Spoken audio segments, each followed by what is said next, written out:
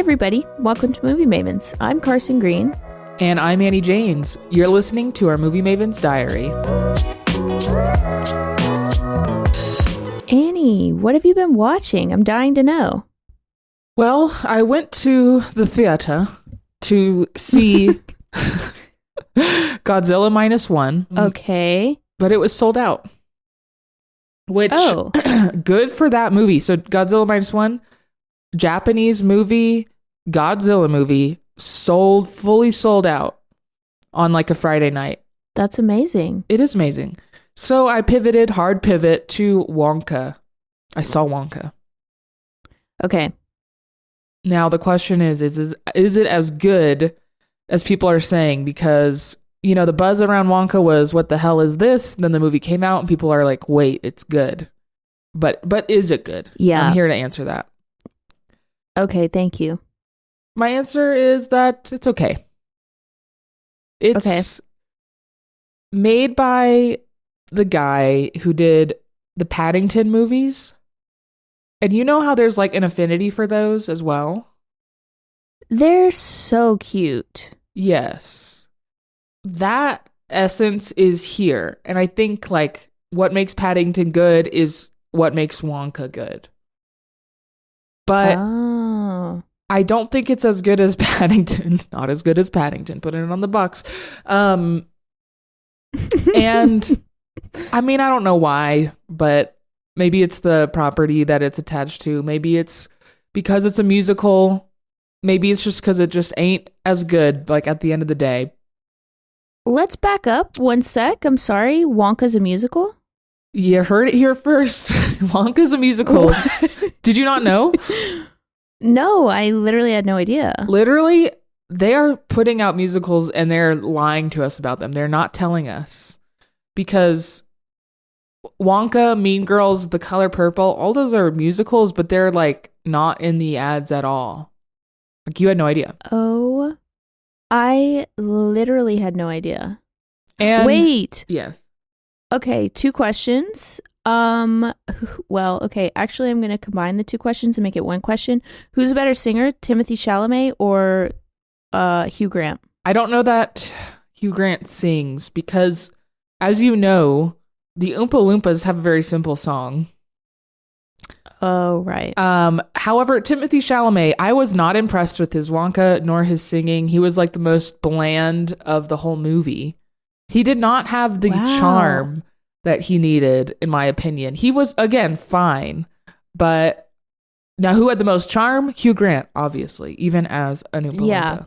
So yeah, it's a musical. And let me ask you this. If you find out a movie's a musical, are you less likely to go see it?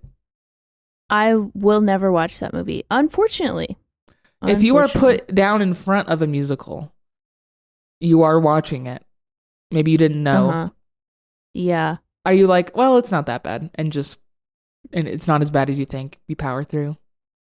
Most of the time, I think my eyes just kind of glaze over and I like disassociate. I don't know. There's just something about like being delivered information through song. Oh, it just doesn't click. Yeah. It might be very similar to how I don't really receive information from animation either. It's just like, what's going on? You're like, I need real humans, and I need them to talk to me. It needs to be a regular ass story, please. Regular. Well, movies have been musicals for a very long time. For me, it's not that gets me. It's like the cheesiness of like, we're in a normal talking movie and then like a character starts singing. And it's that little transition where my brain is like, you know.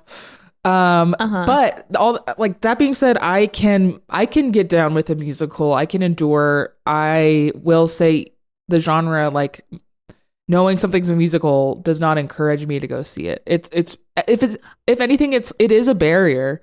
But I can, when I see it, when I'm there watching it, it's always like, well, it's fine. I was under the impression that you like musicals. I think I like them compared to most people. Because I am like very willing. I mean, I like things that are really musicals, like Hamilton, the whole thing is singing. So it's like I would never feel like I'm in and out of something. Yeah. So, but really, it's like there's not that much musical to this. I feel like there's a handful of songs. It feels mostly like a normal movie.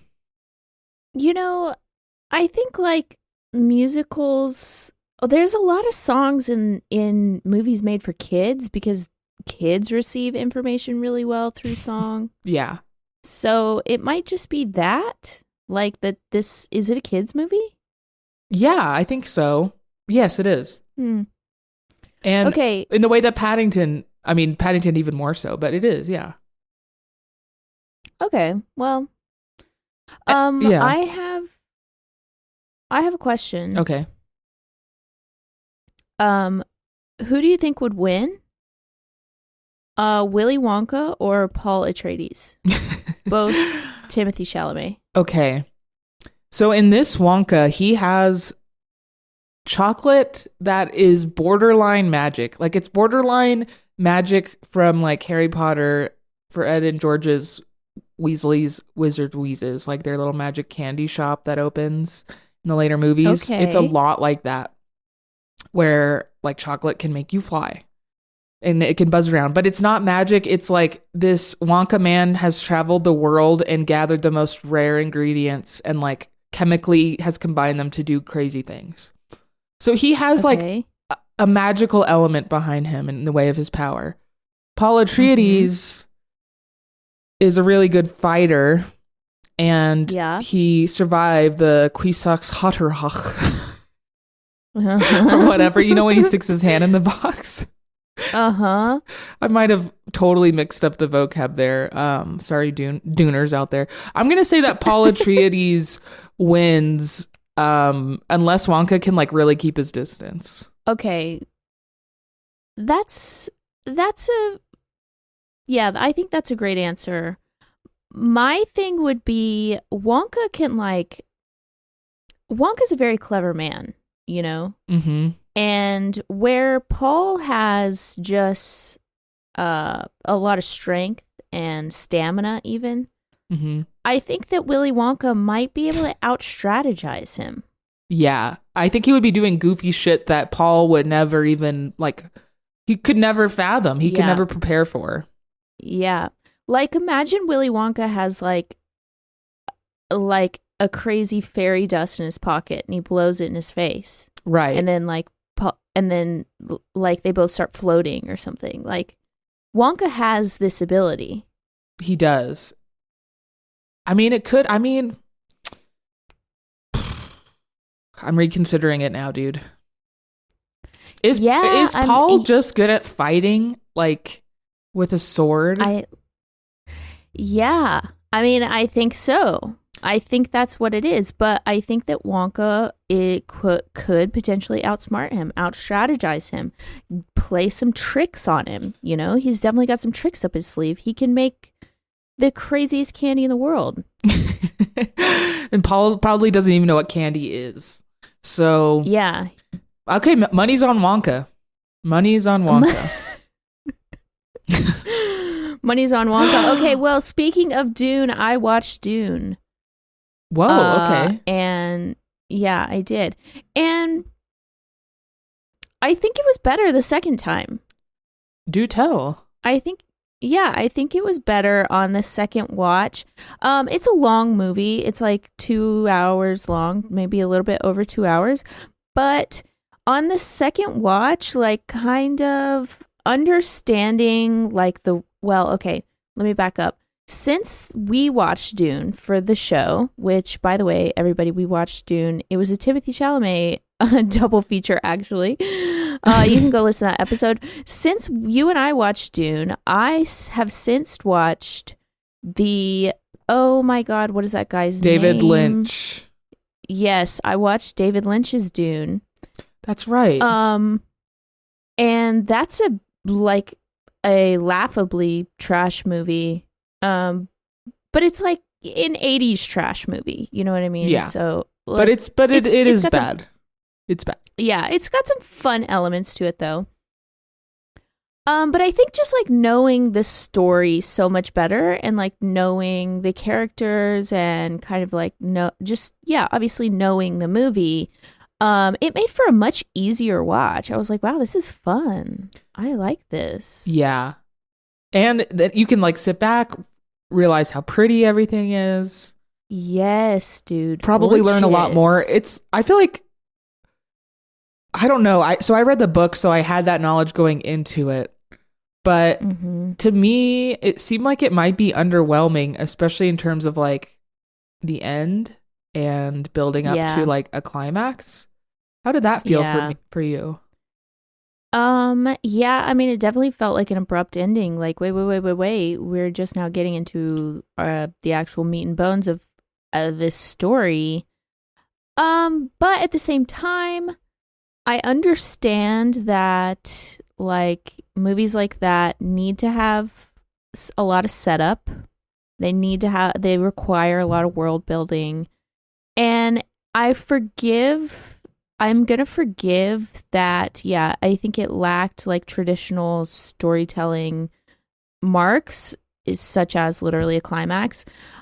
Just because like it was so well done and everyone acted their ass off. Like it was just like star performances all around. I cannot wait to see Florence Pugh in this world. Dude. It's like if she could improve that movie, if anything. Or that world. She will. And she will. You know she will. All right, Dune. Dang. Well, okay, speaking of watching things for a second time to understand more, I really quickly want to shout out that I saw The Boy in the Heron again, but the English dub.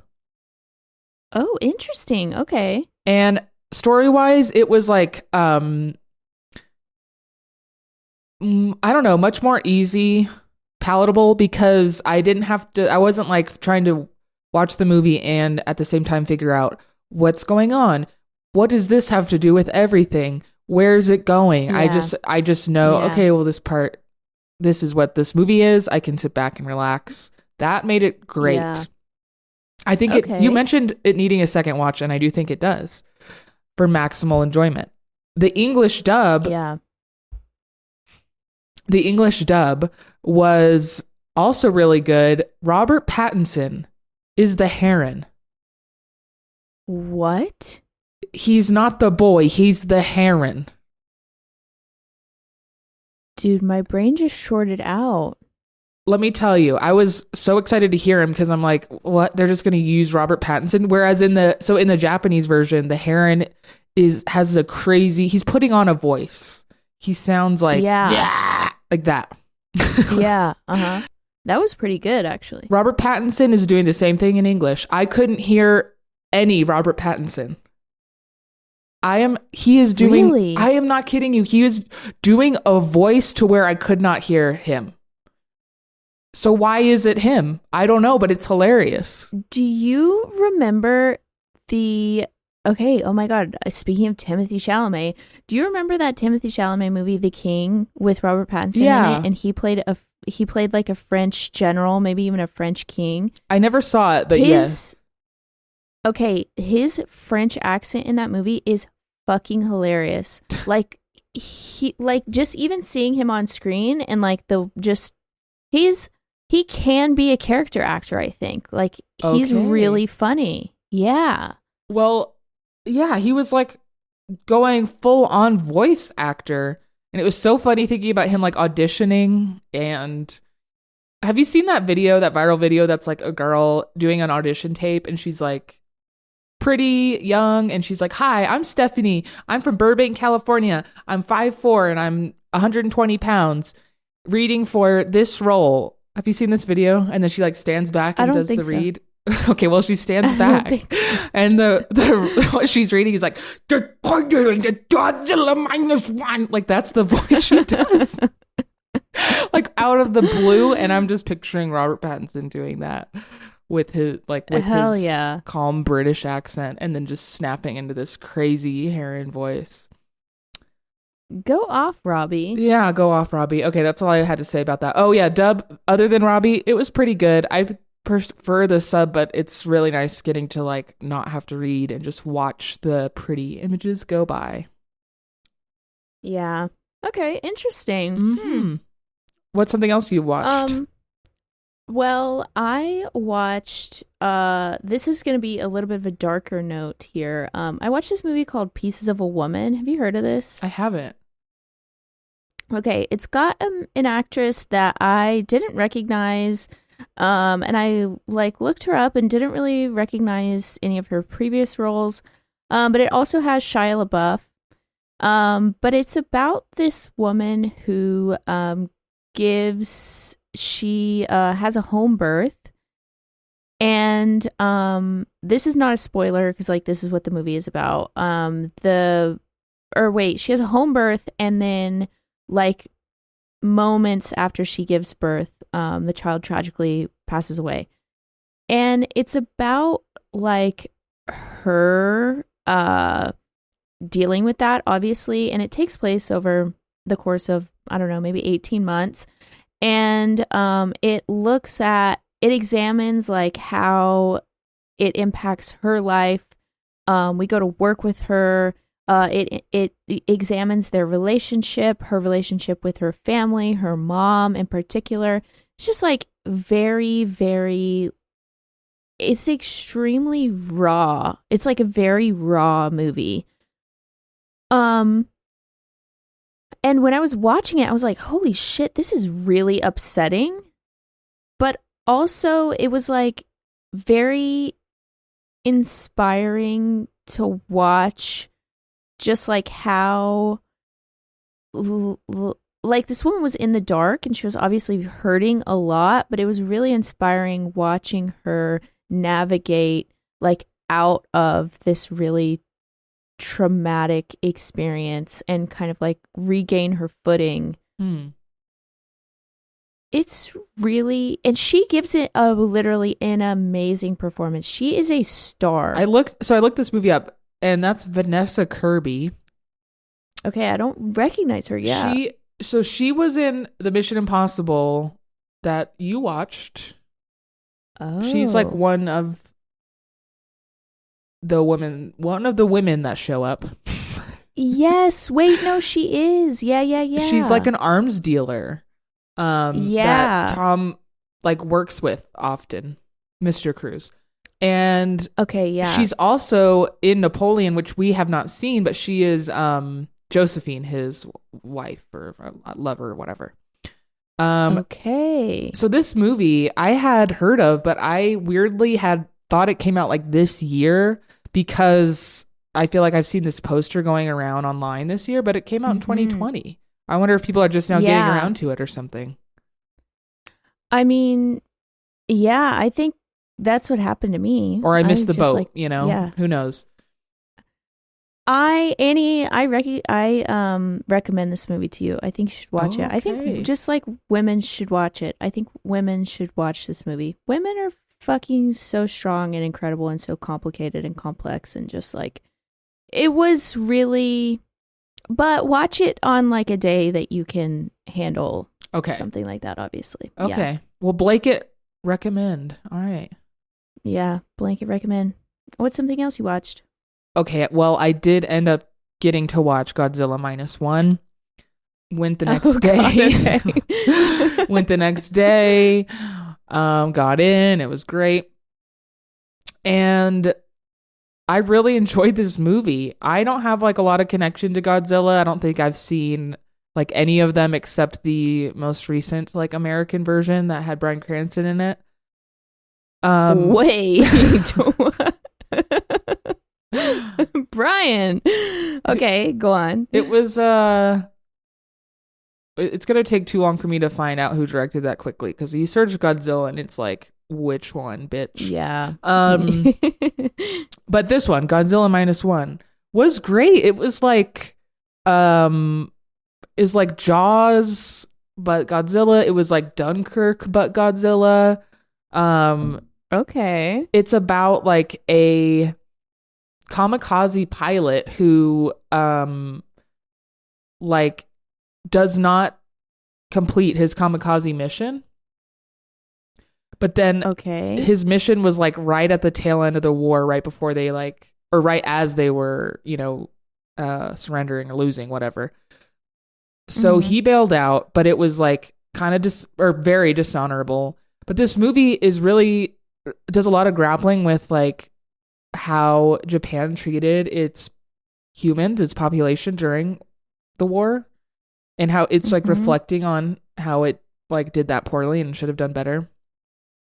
And it's also all this from a monster movie. I know. Yeah, that's so true. I mean, and Godzilla is like, he's born out of like post-nuclear bomb. Like he comes out of like, that's the reason Godzilla exists, as far as I know. As far as I know, someone again only seen one Godzilla. Don't hold this to me. So yeah, it's a Godzilla movie, but these people like join together to make a plan that we see like on a whiteboard or whatever, a projector with people standing around. Ooh. And everyone has a task and they then have to pull off the plan. I love a plan. This movie has one and it was really fun to watch. It's like super melodramatic at times and cheesy in funny ways. Like just some classic, like, I don't know, over the top cheesiness. But it was really good. I can't believe I liked a Godzilla movie that much. Yeah, it's pretty popular. People are really liking it. Yeah. If I'm so honest, I didn't even know that it was out. I don't think I saw one single trailer for it, like leading up to it. Yeah, I don't know. All the buzz I've heard is just from people saying they love it. Like, I don't think I've seen trailers or anything. So it's a lot of word of mouth from this, I think. But I really enjoyed it. Okay. Well, speaking of word of mouth, I watched a movie that you recommended to me. Oh. I watched Phantom Thread, finally. Oh my God. Perfect New Year's movie. Seriously. Oh my God, what'd you think? Okay. I really, really liked this movie. I thought it was going to be something so different. Yes. I thought that like it's literally when you're like, that's what this is about. Like I thought, okay, well, I don't want to minimize like the guy's cruelty. Like he's not a nice person. But I thought he was going to be like, I don't know, for some reason I thought he was going to be like evil and it was going to be like a villain slave situation. Oh, I don't know. Okay. Yeah. Yeah. All right. Yeah. But that was not it at all. It was like a match set game. It was like you have met your match. I love that shit. Yes. That actress was so fucking good. Dude, she was so good. I was watching it just like, I never want this movie to end. Like, I just want to continue to watch them eat each other. I felt like game set match about her with Daniel Day-Lewis. Like, he's so like prolific. I feel like she was like that energy of like, she is Daniel Day-Lewis and this is a girl that's not much. And she's like, I have to like somehow meet this guy. And that's also the story. I think that's really cool. Like it shows. Yes. Yeah, it really, really does. Yeah. And it's interesting, like, how, okay, I told this story on the episode that you recommended this whenever you watched it. But the story is that he did not want to meet her. He didn't want to rehearse with her at all.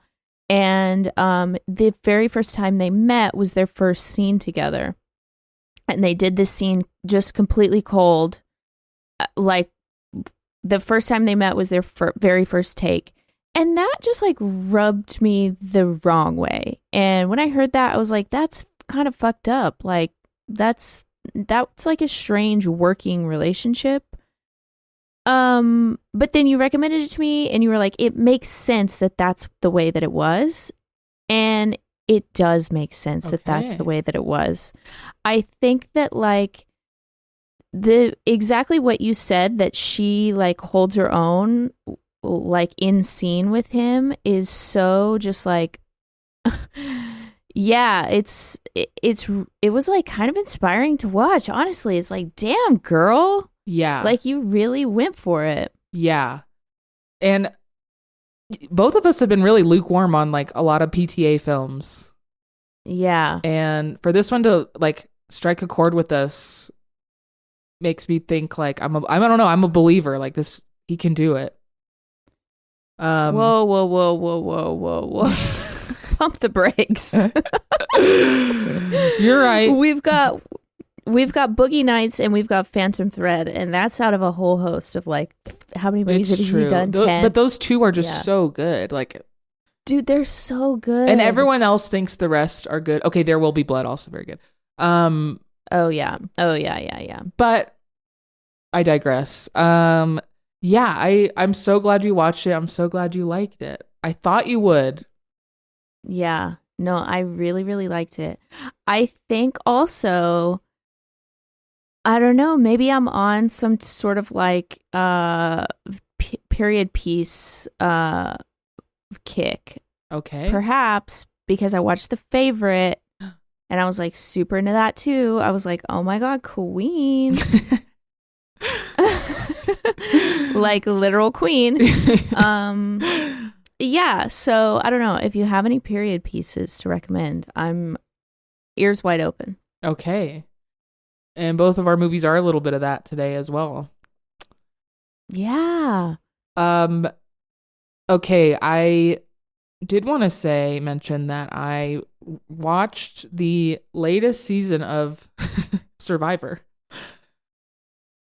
Okay. I don't know, I think I talked about this on the podcast, but I was showing Gus previous seasons because he had never seen it. We watched like 2. And but I've never seen a recent season since I was a child. Like that's the last time I was watching Survivor, when it was like live. Wait, did you watch this season while it was live? Yes. Oh, that's so fun. Wait, that's so fun. It was so fun. And let me tell you, this season was amazing. I was expecting like mediocrity at best, and I had the time of my life.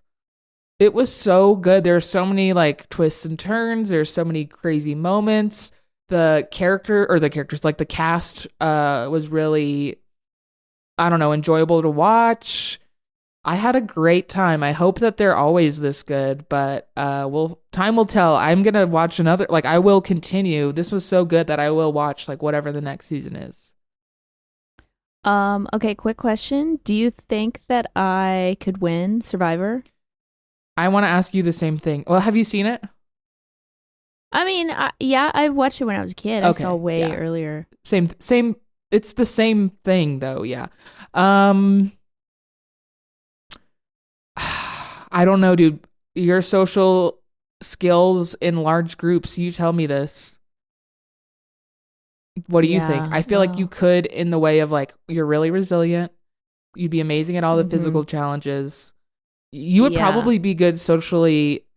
You'd probably be making a lot of good like one-on-one alliances, and people think that they're your only alliance, but you have like 20 of them or however many. Bro, I could be like a sleeper hit.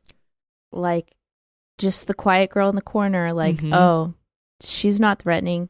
Boom, come out. Win the 2 mil.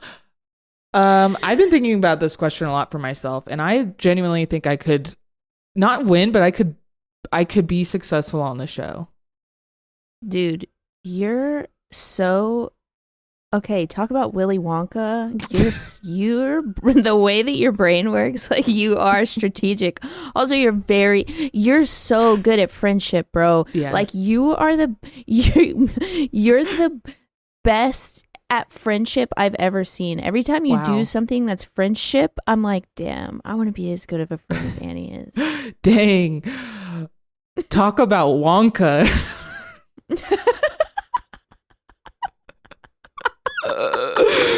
Oh yeah, I was like, where are you going? And I didn't expect it to be his strategic mind.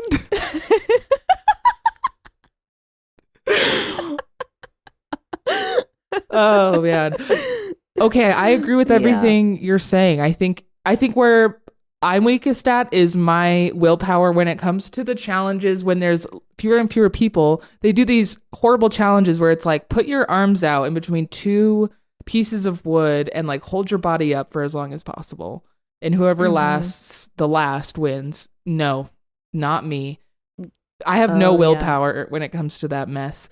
I'm really good at puzzles. I think I'm strong. Yeah. But when it comes to like endurance challenges of the mind, I'm effed. And as a kid, I was like, I would also be effed because I don't want to eat like seafood. That was when I was a picky child. The food thing would probably be really hard for me too. Like just the not eating. You see these people like lose weight, serious amounts of weight over the show. And that, girl, I love to eat. That scares me. Yeah. I think I've got mind over matter really in the bag. So see, you're good at that. Yeah, that's my weakest link, which I think would have a lot to do with surviving on an island. Dude, imagine I'm gonna apply for Survivor. You should. I don't really got much going on. You actually should, because Jeff Probst comes out every commercial break, which, you know, I'm not watching with commercials, but I know where the breaks are. And he says, do you think you could blah, blah, blah? Well, you should apply to Survivor. He says it like 3 to 4 times an episode. I think they're hungry for applicants. I genuinely think you should. Maybe I will post braces. Who knows, dude? The world is our oyster. Okay. You know what? I might do it. You heard it here first, folks. I'm going to apply for Survivor. While we're on the topic, Amazing Race, I think you'd be good at as well. Like, you're well-traveled. Bro, I always say that I think I would win Amazing Race. For real. Yeah, you just need to learn stick shift real quick. And then you're in. Literally, I could be partners with anybody. I would drag anyone across the world just like, shut up. I got you. Let's go. Eat a protein bar. I would be good at like, I don't know. I'd be good and bad at that too. Again, me and then having to run with a backpack. It's like, oh, fuck. Yeah. The traveling, the games, I'm there. It's like run to the flag. Well, shit.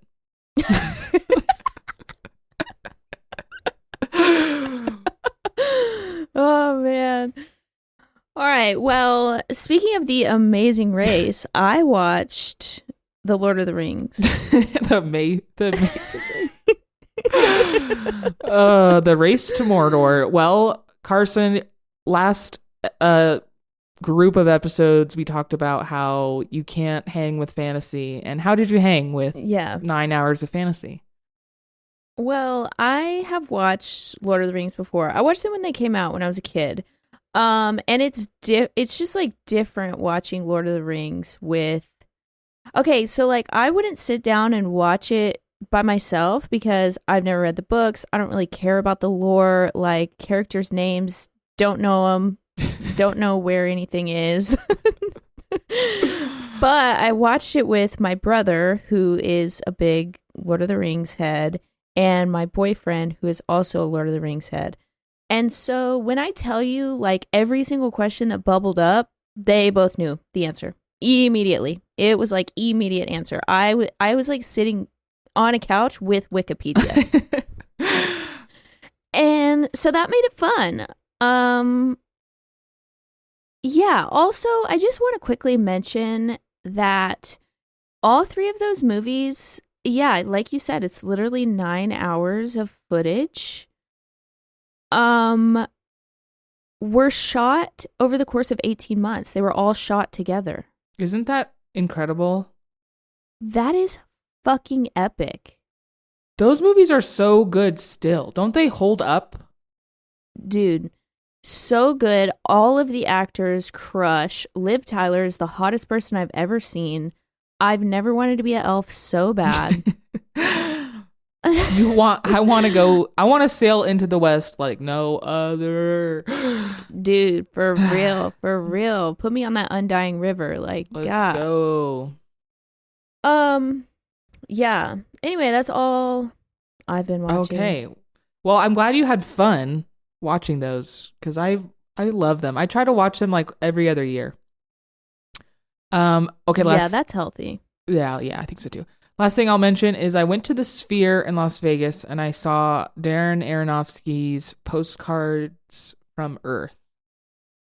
And okay, this is not a movie. It's like a short experience to show off the Sphere. But it starts like a movie where there's like scenes and there's actors and it doesn't take up the whole Sphere. And I was worried for a while that was going to be the whole thing. And it was just like an hour-long movie from Darren Aronofsky. But then like the whole Sphere lights up and it's like, it's kind of like Soarin' or Planet Earth with with a message of we are destroying our planet, like climate change. And then it was just like an hour of that, basically. It was pretty cool. Okay, that sounds really fun. I hear Darren Aronofsky and I'm expecting some weird shit. And it is very like sci-fi in the beginning and the end, but I wanted the whole thing to be like a trip. I think my expectations were too high for the general population of Las Vegas. Dude, you know what? I just had the thought. I would love to like get really high and go watch Prehistoric Planet in the Sphere or something. That sounds so fun. Dude, I want to see our local our local history museum, Natural History Museum, has Fractal Fridays. First Friday Fractals. First Friday of the month, they play Fractals on a big dome screen, and it's so trippy that like I feel like my body is moving when it's not, and I want to see that, but at the Sphere. God. That sounds so lit. Oh my God. Yeah, I need that. I know. I need to like transcend for 45 minutes while seated pleasantly. Well, I'm glad the Sphere was a positive experience. Yes. But that is all that I've been watching. You too? All right. Yeah. Okay, well, that's this week's Movie Maven's Diary. If you have an entry suggestion for the diary, aka if you want us to watch something, let us know. Yeah, hit us up. You can write us on Instagram at Movie Mavens, or you can send us an email at moviemavenspodcast@gmail.com, and that's it. Movie Mavens all the way out.